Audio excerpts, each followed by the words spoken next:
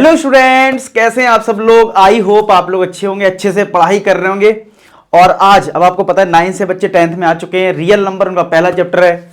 NCERT की book भी upload हो चुकी हैं लेटेस्ट सिलेबस के अकॉर्डिंग। तो मैं आपको यहाँ पे पूरी चीजें लेटेस्ट सिलेबस के अकॉर्डिंग बताऊंगा, जिससे आप अपने बोर्ड एग्जाम में परफेक्ट तैयारी कर पाए और 100 में 100 फोड़ पाए। ठीक है, तो रियल नंबर्स का हम सारा आज बेसिक और यहाँ पे हम ये सब चीजें मैं बता दूं क्या क्या सीखने वाले हैं। रियल नंबर्स का बेसिक जान लेंगे, एचसीएफ एलसीएम ये सब निकालना आ जाएगा, थ्योरम्स कौन कौन सी हैं वो सब हम इस वीडियो में जान लेंगे। ठीक है, तो बढ़िए स्टार्ट करते हैं और हम समझते हैं कि रियल नंबर्स हमारा कहां से स्टार्ट होता है। तो देखो यार, सीधी सी बात है, आपने क्लास 9th में पहला चैप्टर पढ़ा था नंबर सिस्टम। आपने सबसे पहले क्या पढ़ा था? नंबर सिस्टम, जिसमें आपने ये सीखा था कि भाई नंबर सिस्टम जब आप पढ़ते हो तो नंबर सिस्टम में आपने फर्स्ट चैप्टर किया था, तो उसमें आपने सारी बेसिक चीजें कवर की थी, जैसे होल नंबर क्या होता है, नेचुरल नंबर क्या होता है, ये सारी चीजें आपने कवर की थी। तो मैं वो सारी चीजें भी आपको बता देता हूं। साथ के साथ सबसे पहले हम बात करेंगे रियल नंबर्स की।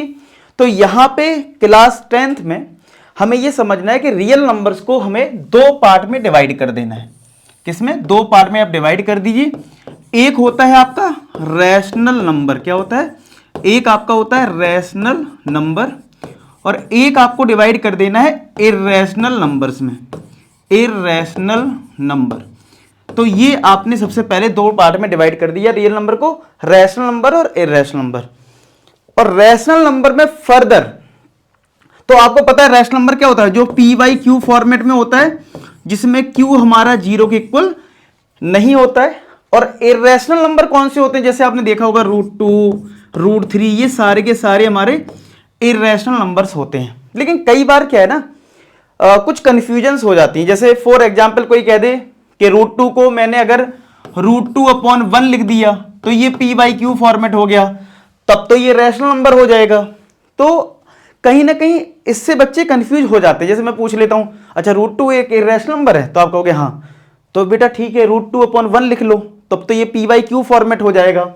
और ये पी बाई क्यू फॉर्मेट हो गया तो तब तो ये रैशनल नंबर है। तो यहां पे थोड़ा और आपको अंडरस्टैंडिंग चाहिए क्लियरिटी के लिए। तो वो क्या है अंडरस्टैंडिंग? कि भाई rational number P by Q format में होता है, तो इसका पहला प्रॉपर्टी जो होता है वो ये होता है कि वो टर्मिनेटिंग होता है। क्या होता है? टर्मिनेटिंग। ठीक है, जैसे कि मैं एक एग्जांपल ले लूं, 2/5 है, अगर आप इसको सॉल्व करोगे तो 0.4 आएगा। ठीक है, तो ये टर्मिनेट कर गया। टर्मिनेट का मतलब है डिवाइड करा, रिमाइंडर 0 हो गया। ठीक है, बाद में जाके तो भाई 0.4 आया, टर्मिनेट कर गया, 0.4 के बाद कुछ भी नहीं है। दूसरा रैशनल नंबर का एक और पार्ट आ जाता है जिसको हम बोलते हैं non terminating, non terminating and non repeating, and non repeating. ये और इसका पार्ट आ जाता है। क्या? एक तो टर्मिनेटिंग हो गया, एक आपका नॉन टर्मिनेटिंग एंड यहां पे नॉन रिपीटिंग ना बोल के पूरा repeating, not non repeating, non repeating तो इसमें आएगा। तो एक होता है नॉन टर्मिनेटिंग एंड रिपीटिंग। जैसे कि फॉर एग्जांपल अगर आपने 1/3 सॉल्व करा, तो 3 से अगर मैं डिवाइड करूं 1 को, तो पॉइंट लगाना पड़ेगा, पहले 9 आएगा, फिर 1, फिर 0 लेना पड़ेगा। तो ये ऐसे ही चलता रहेगा। ये यानी कि 0.333 डॉट डॉट ऐसे ही चलेगा, यानी कि 0.3 बार है। तो ये वाला नंबर भी बेटा रैशनल नंबर का ही पार्ट है। तो रैशनल नंबर में टर्मिनेटिंग भी आ जाता है और नॉन टर्मिनेटिंग एंड रिपीटिंग भी आ जाता है। इर्रेशनल नंबर में सिर्फ एक ही चीज आती है जिसको हम बोलते हैं non terminating, non terminating and non repeating, and non repeating. तो ये आपका आता है किसमें? इर्रेशनल नंबर में। जैसे कि आप √3 की बात करें, तो √3 की जो वैल्यू अगर आप सॉल्व करते हो तो वो 1.732 डॉट डॉट डॉट रिपीट नहीं करता है। कभी 3 आ रहा है, फिर 2 आ रहा है। इस बेसिस पे तुम बोलोगे कि भैया ये इर्रेशनल नंबर है, क्योंकि ये नॉन टर्मिनेटिंग तो है ही, साथ में साथ नॉन रिपीटिंग है। अब तुमसे कोई कंफ्यूज करे कि √3 को अगर मैं √3/1 लिख दूं तो तुम क्या बोलोगे कि सर √3 जो है वो non terminating and non repeating है, इसलिए उसको इर्रेशनल नंबर बोला गया है। और रैशनल नंबर में दो चीजें हैं जो कि PYQ फॉर्मेट में जिसमें वो टर्मिनेटिंग आता है या फिर नॉन टर्मिनेटिंग रिपीटिंग होता है, जो कि ये वाला केस है। आई होप आपको ये अंडरस्टैंडिंग अब हो गई होगी कि रैशनल नंबर को कैसे डिवाइड करना है और इररेशनल नंबर को कैसे डिवाइड करना है। ठीक है, आइए, अगर आपको यहां तक सारी चीज समझ में आ गई तो चैनल को सब्सक्राइब कर लेना और वीडियो को लाइक भी कर सकते हैं। अब बात करते हैं, हमें जो 9th में सीखा है उसको थोड़ा सा हम जान लेते हैं, जैसे कि natural numbers.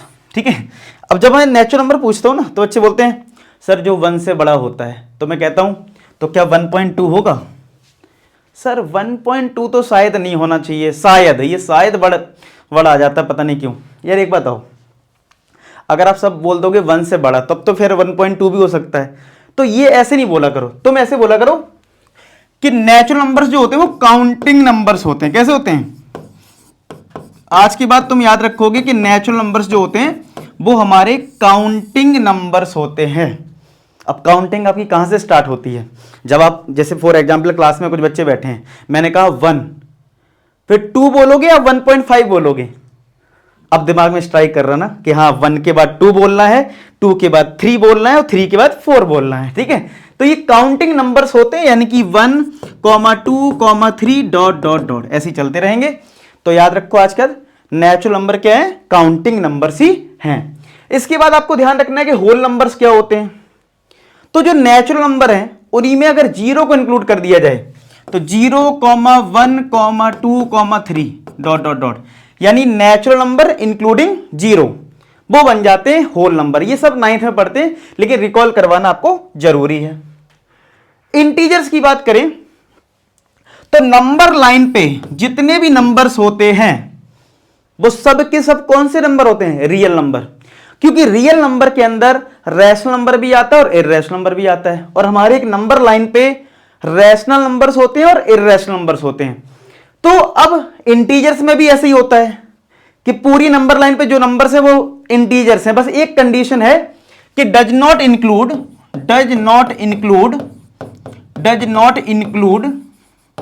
Decimal values include नहीं करते हैं। Does not include decimal values, जैसे कि अगर 1 है तो 1 के बाद जो पॉइंट वाली वैल्यूज हैं 1.1, 1.2, वो इंक्लूड नहीं करेगा।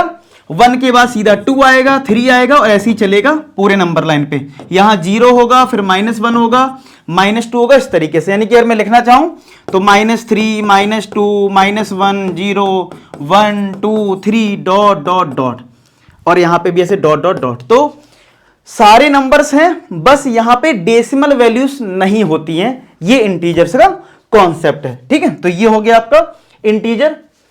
प्राइम नंबर वो नंबर होते हैं जो खुद से डिविजिबल होते हैं और 1 से डिविजिबल होते हैं। मतलब डिविजिबल किससे होते हैं?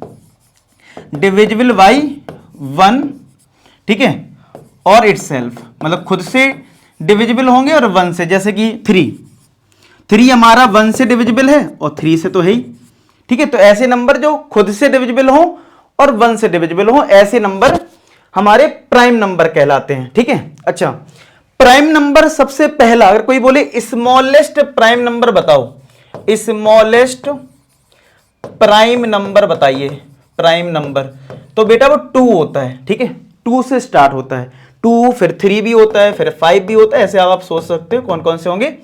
कोई कहेगा सर क्या 1 प्राइम नंबर है? तो 1 प्राइम नंबर नहीं होता। क्यों? 1 से तो डिविजिबल है, लेकिन कोई दूसरा नंबर तो नहीं है ना, क्योंकि प्राइम नंबर 1 से भी होना चाहिए और अपने आप से। तो अपने आप से और 1 दोनों एक ही चीज हो गई है, तो इसलिए इसको प्राइम नंबर में काउंट नहीं करते हैं। तो प्राइम नंबर 2 से स्टार्ट होता है, इस बात को ध्यान रखें। ठीक है, तो प्राइम नंबर ये हो गए। फिर आता है कंपोजिट नंबर। अब सीधी बात है, जो प्राइम नंबर नहीं है वो कंपोजिट हो जाएगा, लेकिन इसकी डेफिनेशन समझ लो, जिसके फैक्टर्स ज्यादा हो, मतलब 2 या 2 से ज्यादा फैक्टर्स हो सकते हैं, वो कंपोजिट नंबर में चले जाएंगे। जैसे कि अगर हम बात करें 4 की, तो 4 में हमें पता है कि यार 2 × 2 है, समझ रहे हो। 6 की बात करें तो वो 2 × 3 है। तो आप देख पा रहे हो यहां पे जो कंपोजिट नंबर, देखो प्राइम नंबर में क्या था, एक नंबर अपने आप से या खुद से, मतलब अपने आप से या 1 से डिविजिबल था। यहां पे 6 एक नंबर है, वो अपने आप से डिविजिबल नहीं है, वो 2 और 3 से, समझ रहे हो। डिविजिबल है तो वो सारे कंपोजिट हो जाएंगे। अब एक चीज समझ लो, 1 जो होता है वो तो ना तो प्राइम नंबर होता है ना कंपोजिट, क्योंकि कंपोजिट नंबर के लिए प्राइम नंबर्स का प्रोडक्ट होना जरूरी है। मैं अगर कहूं तो कंपोजिट नंबर को मैं डिफाइन कर सकता हूं प्रोडक्ट ऑफ प्राइम नंबर से। किससे? प्रोडक्ट ऑफ प्राइम नंबर से कर सकता हूं। यानी कि अगर आपको एक मैं डेफिनेशन दे दूं कि कंपोजिट नंबर क्या है, तो प्रोडक्ट ऑफ प्राइम नंबर्स। तो भैया अगर ये 4 है तो ये दोनों क्या है? प्राइम नंबर है। तो इसका मतलब है कि इनका प्रोडक्ट क्या आएगा? एक कंपोजिट नंबर आएगा। 6 क्या है? 2 इंटू 3, 2b और 3b दोनों क्या है? कंपोजिट प्राइम नंबर है, तो इनका प्रोडक्ट क्या आएगा? Composite number. 1 ना तो प्राइम नंबर है ना कंपोजिट नंबर है। तो अगर मैं बात करूं 2 3 4 5 6 7 8 इस तरीके से, तो जो 2 है वो 3 है, ये 5 है, ये तो आपके प्राइम नंबर है 7 भी। और अब जो बीच बीच में रह गया है, जो बीच बीच में बच गया, कौन कौन सा? 4 6 8, ये सारे के सारे कंपोजिट हैं। मतलब अगर हम 1 से स्टार्ट कर रहे हैं इस तरीके से, ठीक है, तो प्राइम नंबर 2 से स्टार्ट हो गया। अब प्राइम नंबर में जो छूटता जाएगा वो सबका सब कंपोजिट होगा। क्यों? वहां पे 2 नंबर का प्रोडक्ट आ रहा होगा, जबकि प्राइम नंबर क्या है? सिर्फ खुद से डिविजिबल होगा और 1 से। जैसे 7 है तो 1 से डिविजिबल है और 7 से, ठीक है, समझ रहे हो? लेकिन कंपोजिट में ज्यादा फैक्टर्स होते हैं, ठीक है। तो इसलिए कंपोजिट और प्राइम में ये डिफरेंस है। बाकी एक डेफिनेशन समझ सकते हो, product of prime number is called composite number. तो इससे आपको याद रहेगा, ये चीज क्लियर रहेगी, ठीक है। अच्छा, को प्राइम नंबर क्या होते हैं? को प्राइम में 2 नंबर चाहिए होंगे जिनका एचसीएफ 1 होता है। अब आप कहोगे सर एचसीएफ क्या होता है? तो यार हाईएस्ट कॉमन फैक्टर, मतलब अगर मेरे पास एक नंबर है 2 और एक नंबर है 3, तो आप बताओ इनमें कुछ कॉमन है क्या? आपने बचपन से सीखा होगा हाईएस्ट कॉमन, एचसीएफ का मतलब क्या है? Highest common factor. तो अगर 2 और 3 में कुछ कॉमन है? नहीं है। तो लेकिन 1 तो सबके साथ होता है। क्यों? 2 के साथ भी 2 इंटू 1 है, 3 के साथ भी 3 इंटू 1 है, तो 1 तो दोनों में कॉमन है ना। तो ऐसे 2 नंबर्स जिनमें एचसीएफ 1 हो उनको बोलते हैं को प्राइम नंबर। क्या बोलते हैं? को प्राइम नंबर। तो याद रखना, कोई पूछे को प्राइम नंबर क्या है तो बोल देना 2 नंबर, ठीक है, जिनका एचसीएफ 1 हो उनको हम को प्राइम नंबर्स बोलते हैं, ठीक है। अच्छा, एक चीज और मैं आपको बता दूं कि यार अगर आप 8th क्लास से लेके 12th क्लास के बीच में अगर आप को मान लो फॉर एग्जांपल अनअकैडमी ऑनलाइन आपको प्लेटफॉर्म ज्वाइन करना है, लेकिन आप अफोर्ड नहीं कर सकते हैं, तो यार एक स्कॉलरशिप टेस्ट चल रहा है जिसमें 90% स्कॉलरशिप आपको मिल जाएगी। और ये आप देख सकते हो, टाइमिंग जो है वो 11 से 12 के बीच में एक दे सकते हो और एक 4 से 5 के बीच में आप टेस्ट दे सकते हैं और रजिस्टर आप कर सकते हो। लिंक इसकी डिस्क्रिप्शन में मिल जाएगी। और अगर रजिस्ट्रेशन में कोई कोड मांगता है, फ्री नहीं, फ्री नहीं, यहाँ पे कुछ कॉस्ट होगी तो वो देख लेना आप, ठीक है।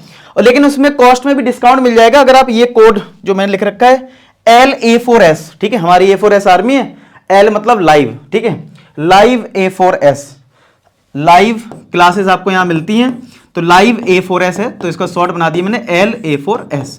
तो इस कोड का यूज कर लेना, तो जो भी इसकी कॉस्ट होगी रजिस्ट्रेशन की वो बहुत मिनिमाइज हो जाएगी। शायद से 99 रुपीज थी, तो शायद 70 के आसपास कुछ पड़ेगी, ठीक है। चेक कर लेना यार इस चीज को, ठीक है, बढ़िया है। लेकिन इसमें फायदा बहुत है, अगर आप टॉप कर जाते हो तो बहुत बढ़िया रहेगा। तो ये इसकी लिंक डिस्क्रिप्शन में डलवा दूंगा। और साथ के साथ जो चीज 10th में आप लोग में, ठीक है, आप चाहते यार कि पर्सनल पढ़ाई कर लें थोड़ा सा, ठीक है, 1 to 1 थोड़ा सा पढ़ लें, डाउट अगर आते हैं तो पूछ सकें अपने डाउट्स, ठीक है। तो अगर आप इनरोल करना चाहते हो, एक कोर्स है, ठीक है, जो पूरे 1 साल का है और जिसकी कॉस्ट सिर्फ 3000 है, समझ रहे हो। ये बहुत मिनिमम कॉस्ट है। आप सोचो हर सब्जेक्ट कि 1000 भी कॉस्ट नहीं है, क्योंकि 4 टीचर हैं, तो आप सोचो 3000 में डिवाइड करोगे तो सीधी बात है 1000 रुपए भी नहीं है, सीधी सी बात बोलूं तो, ठीक है। और अगर इसमें आप ये वाला कोड आप लगा लेते हैं तो ये 10% डिस्काउंट मिल जाता है, शायद से 2700 के आसपास पड़ेगा। तो देखिए और भी डिस्काउंट हो गया। तो यार पूरे साल अगर आप पढ़ना चाहते हो बढ़िया से, मेंटरशिप के साथ आपको गाइड करने वाले हों लोग, तो यार मैं आपको गाइड कर सकता हूँ, सारी चीजें हैं। तो इस बैच को आप इनरोल कर लेना, लिंक उसकी भी डिस्क्रिप्शन में आपको मिल जाएगी। चलिए ठीक है, समझ में आ गई सारी बात, आगे बढ़ते हैं। अब हम सीखने जा रहे हैं क्या? प्राइम फैक्टर्स करने सीखने जा रहे हैं। हालांकि आप प्राइम फैक्टर्स बचपन से सीखते आए हैं, ठीक है, ऐसा नहीं 8th में सीख गए थे, 7th में भी किए होंगे आपने। तो कैसे करते हैं प्राइम फैक्टर? अगर मुझे 140 का प्राइम फैक्टर करना है तो देखो हमने क्या क्या सीख लिया। हमने सीखा रियल नंबर्स क्या है, नेचुरल, होल नंबर, इंटीजर्स, ये सारी चीज जान ली। अब जो हमारा काम का है रियल नंबर में वो है क्या कि किसी नंबर का प्राइम फैक्टर करना आना चाहिए, और आपको ये आना ही चाहिए, क्योंकि अब आपको आने वाले टाइम में सीखना है क्या, एचसीएफ और एलसीएम। और आपको एचसीएफ और एलसीएम प्राइम फैक्टराइजेशन वाले मेथड से ही निकालना है। अब आप कहोगे सर हम तो एलसीएम बचपन में वैसे निकालते थे, अगर मुझसे बोले कोई 3 और 12 का एलसीएम बताओ तो हम ऐसे करते थे, 3 लिखा, 1 फिर 4 फिर लिखा यहाँ 2, 1 2 फिर 2 लिखा, ऐसे कर लेते थे। अब वो मेथड नहीं लगाना है, ठीक है, इस मेथड से अब नहीं करना है। अब आपको प्राइम फैक्टराइजेशन मेथड से एचसीएफ और एलसीएम निकालना है। मैं दोनों चीजें सिखाऊंगा, उससे पहले इसका प्राइम फैक्टर करना सीख लेते हैं। तो चलो करते हैं। 2 से डिवाइड करा तो कितना आएगा 70, फिर 2 से डिवाइड करा कितना आएगा 35, फिर 5 से डिवाइड करा तो 7, और 7 से करा तो ये 1। तो इसका मतलब 140 को हम क्या लिख सकते हैं, 2 यहां 2 बार है तो 2 का स्क्वायर लिख लीजिए, और 5 × 7, तो ये इसके प्राइम फैक्टर्स हो गए, ठीक है। और हमने इस फॉर्म में लिख दिया। तो क्या लिखना था, एक्सप्रेस ईच नंबर, मतलब इस नंबर को लिखना था as a product of its prime factor, तो हमने प्रोडक्ट में लिख दिया, ठीक है। तो 2 का स्क्वायर इंटू 5 × 7 आ गया। अब यहां से एक चीज और निकल के आती है, जो जिसको बोलते हैं फंडामेंटल थ्योरम ऑफ अरिथमेटिक्स। जब भी आपको देखे कि कुछ नंबर्स जो कि प्राइम नंबर्स हैं और इनका प्रोडक्ट लिखा हुआ है तो वो कंपोजिट होते हैं। Every composite number can be expressed as a product of primes, यानी कि जो प्राइम नंबर है उनका आप अगर प्रोडक्ट करते हो तो वो क्या होता है, कंपोजिट नंबर। जैसे कि अगर आपसे पिछले वाले क्वेश्चन में पूछा जाए कि 140 कैसा नंबर है, तो आप बोल सकते हो कि ये एक कंपोजिट नंबर है। क्या है, कंपोजिट नंबर है। क्यों है, क्योंकि आपने जब इसके प्राइम फैक्टर करे थे तो 2 का स्क्वायर इंटू 3 इंटू 5 इंटू 7 आया था, सारे के सारे प्राइम नंबर्स थे और उनका प्रोडक्ट था।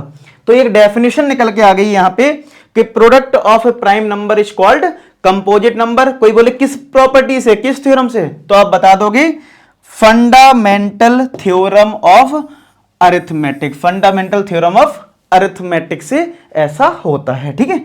तो समझ में आ गई बात। चलिए आगे बढ़ते हैं।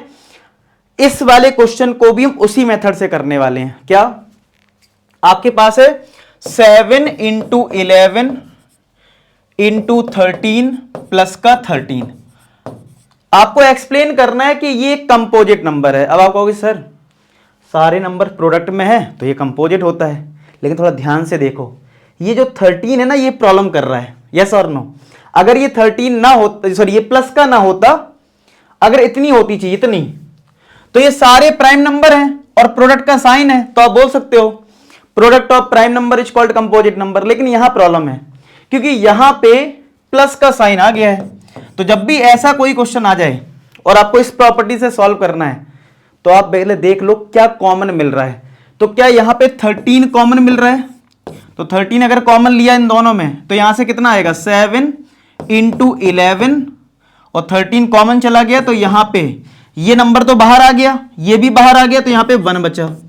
तो 13 × 77 प्लस 1, 13 × 78, यही तो आएगा। अब अगर मैं 78 के प्राइम फैक्टर कर दूं तो कुछ ऐसा ही तो आएगा, बताइए, ठीक है, ऐसे ही आएगा।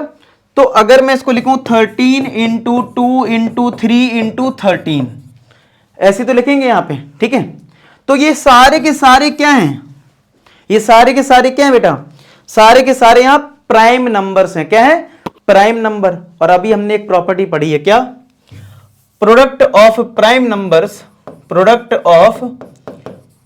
Of prime numbers, prime number is called composite number, is called composite number. तो हमने उस बेसिस पे इसको क्या बोल दिया कि ये क्या है, कंपोजिट नंबर है, क्योंकि प्रोडक्ट ऑफ प्राइम नंबर को हम क्या बोलते हैं, कंपोजिट नंबर।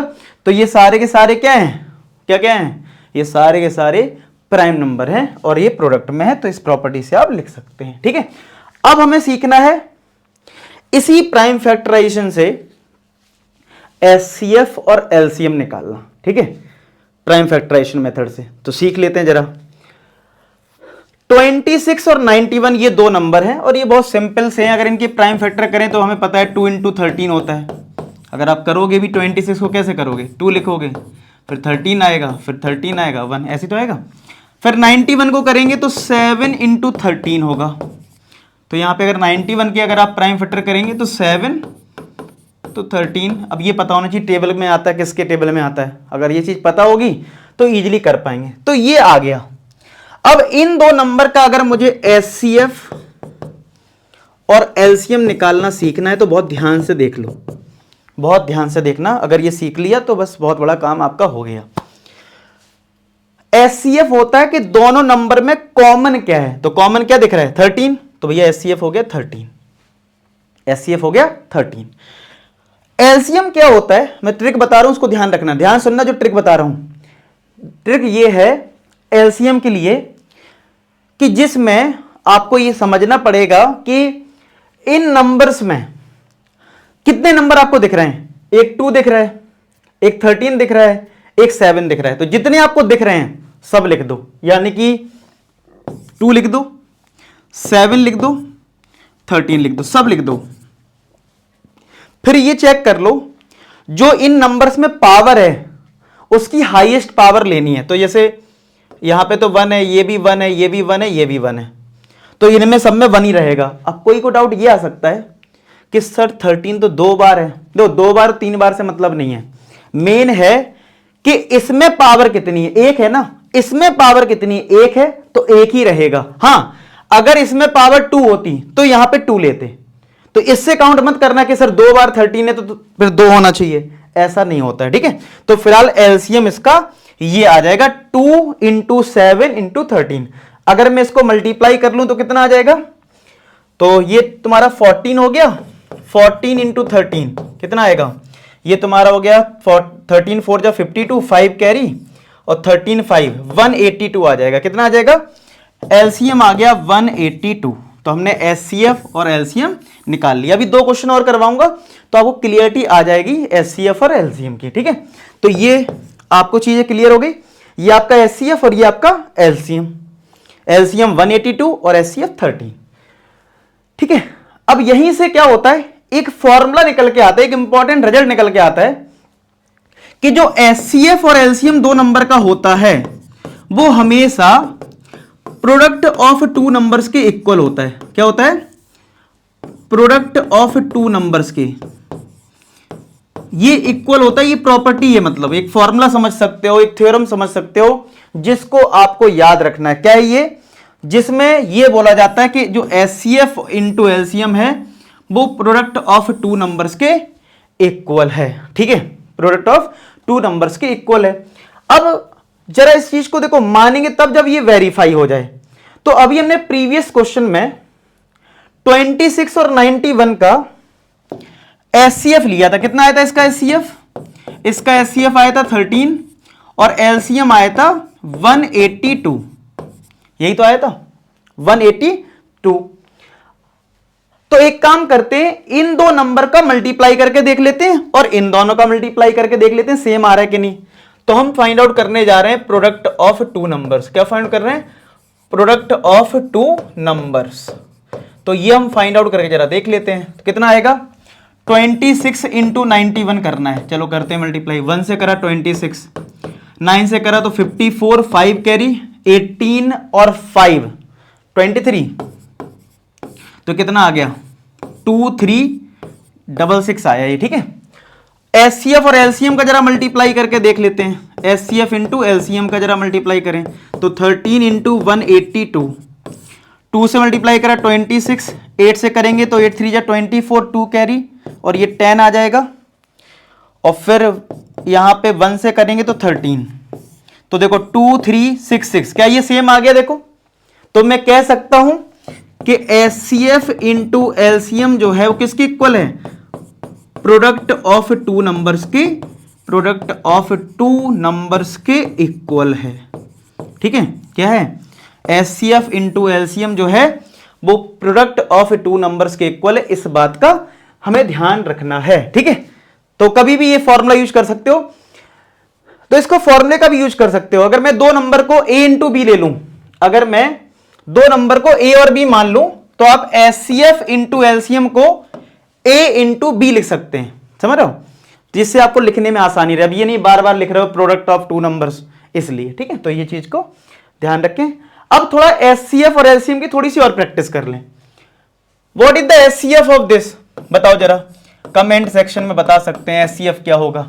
एचसीएफ होता है कॉमन, दोनों में कॉमन क्या है, तो आप देख पा रहे 3 यहां भी है, 3 यहां भी है, 5 यहां भी है, 5 यहां भी है, ये तो हो गए कॉमन। अब इनकी जो पावर होती है वो छोटी वाली, एलसीएम में बड़ी वाली, एचसीएफ में छोटी वाली, ऐसे याद रखो। तो यहां पे पावर 3 है 3 की, यहां पे 2 है तो 2 लेना है, यहां पे 5 की पावर 1 है, ये 2 है तो 1 आएगा, तो 9 इंटू 5, क्या ये एचसीएफ कितना आ जाएगा, तो एचसीएफ आ जाएगा 45 आ जाएगा। एचसीएफ कितना आ जाएगा, 45। ठीक है, तो इस तरीके से करना है। और कर लेते हैं, थोड़ी और प्रैक्टिस हो जाए। एक नंबर ए दे रखा है आपको x की पावर 4, y की पावर 2, और b आपको दे रखा है x की पावर 3 इंटू वाई।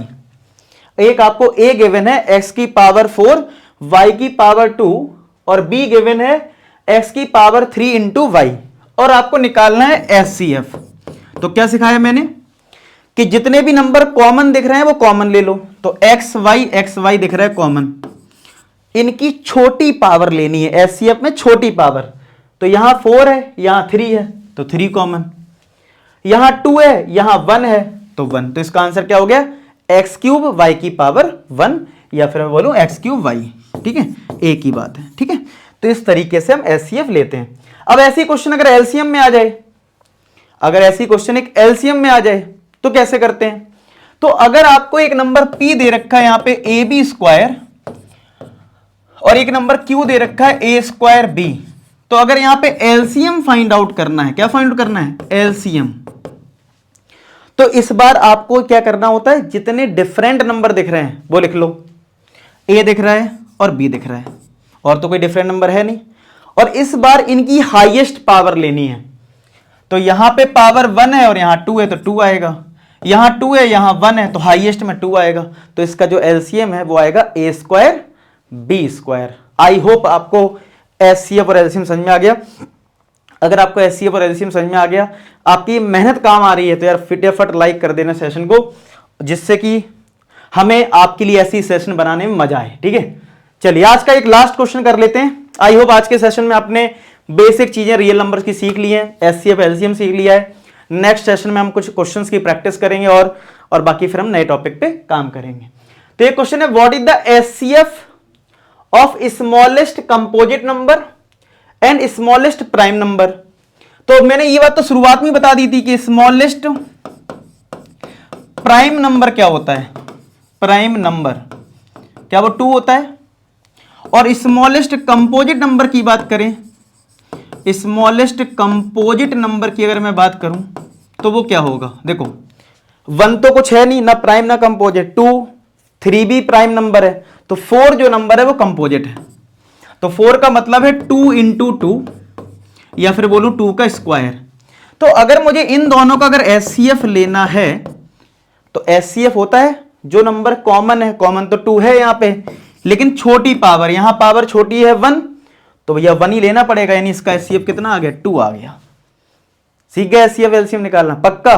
चलो नेक्स्ट सेशन में और बहुत ही बढ़िया क्वेश्चन सीखेंगे, तब तक अपना ख्याल रखें, और आई होप आपने ये सेशन बहुत एंजॉय किया हो। बाकी जो भी बच्चे इंटरेस्टेड हो वो कोर्स लेने के लिए, तो वो आप ले सकते हो, जिससे कि आप अच्छे से पढ़ाई कर पाए। ठीक है, बाकी यहाँ पे फ्री ऑफ कॉस्ट में कंटेंट आपको मिलता रहेगा। चलिए सब लोग अपना ख्याल रखें, पढ़ाई करते रहें। लास्ट में एक ही बात बोलूंगा कि आप सभी सफल हो। धन्यवाद।